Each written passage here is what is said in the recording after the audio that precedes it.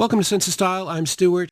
8 fragrances that trigger compliments. And I specifically put trigger in the title because I've come up with a gun analogy that I've used for me to get actual compliments. I don't want this to just be a video about me talking about 8 fragrances. I really want you guys to get compliments. And my God, the number of compliments I got from wearing fragrances has gone through the roof. Analogy is, if you dress a little bit better, for starters, that's loading the gun.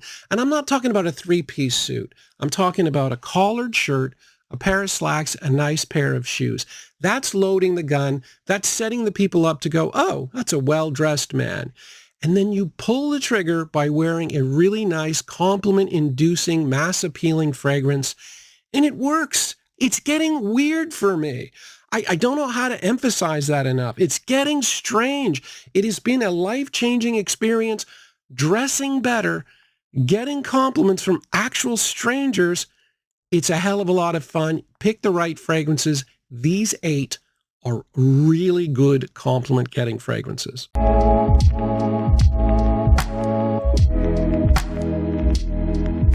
Fragrance number 1, this is Armani Acqua Profumo. And whether you use Profumo or the new Parfum, just make sure the new Parfum has the incense note. Whether you use this or that, this is the #1 men's fragrance DNA of all time in Parfum form. I mean, it's a compliment-inducing fragrance to the extreme. Men love the DNA. Women love the DNA. It's a lovely fragrance. It's fairly simple. It's C notes, citrus. It's got 3 aromatic notes, and then you've got that incense note that makes it a little more balsamic. It makes it darker, more versatile, and more masculine. This is a fantastic compliment-getting fragrance. I get 8 hours on my skin, which is insane because my skin and fresh fragrances do not work. And for me to get 8, that means you're probably going to get 10. It's really hard to get anything better than this when you're looking for compliments. Fragrance number 2, this is Afternoon Swim by Louis Vuitton, and this is a fantastic compliment-getting fragrance for summer. This line, there were 3 fragrances that were called the Le Cologne line. It came out in 2019. They were designed to smell like California. This is meant to smell like the ocean, and really, really nicely made summer fragrances. They're called Le Cologne, but they're not colognes. They're actually EDP, and this one smells like a really nice, sweet, fresh glass of orange juice. There's orange, mandarin, and bergamot. But the secret weapon here is ambergris. And because it's Louis Vuitton, a very expensive house, it might actually be real ambergris and not ambroxan. So the ambergris is a little bit fresh, a little bit sweet, and it makes that orange juice just a little sweeter. Very nice, very refreshing. The only problem with this is the performance for the money. It's a very expensive fragrance. The performance is, I don't know, 4 or 5 hours. The first couple of hours is when you're going to get the compliments. The projection isn't bad early on, but it doesn't last that long, but damn, it does smell nice. Fragrance number 3, this is La Nuit de l'Homme by Yves Saint Laurent. And the great thing about this fragrance is that when you get the compliment, chances are it's going to come from a woman. It's an incredibly seductive mix of cardamom and lavender. I used to talk about this as being a cardamom bomb. And yeah, it is, but really without the lavender in the right amount, it's not going to come across as seductive as it is. The fresh spiciness of the lavender is balanced out perfectly with the warm spiciness of the cardamom. It's just a perfect blend. It is very seductive. And Bleu Electrique, aside from being much better performing than the original that got watered down, it is a touch fresher. I put them on head-to-head yesterday.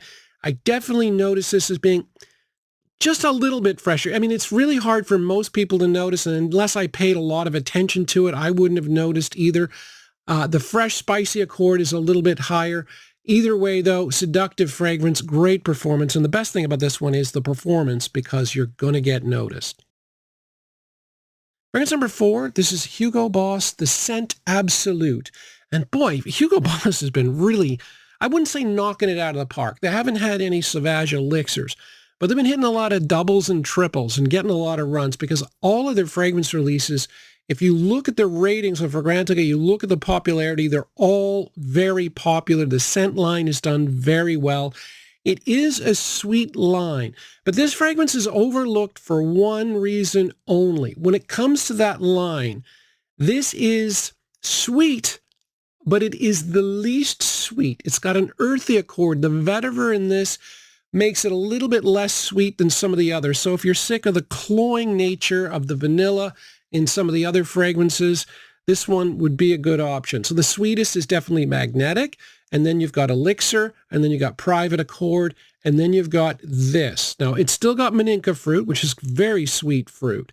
You've got Maninka fruit, you've got that ginger mix, but that vetiver gives it a little bit of a base, a little bit of a woody base that makes it not quite as sweet as the others. I haven't tried this one in a while. Tried it, and man, is it nice. Fragrance number 5, this is Club de Nuit Precieux 1 by Armaf, thought to be a clone of Aventus Absolu. I haven't smelled Aventus Absolu, but to me it's always been described as a sweet and spicy version of Aventus. And with this, I get the sweet part, no problem, but I don't get the spices. There's supposed to be black pepper and pink pepper, and I suppose as the fragrance goes on, I can kind of see a little bit of spiciness, but really what I get more than anything from this is the sweetness.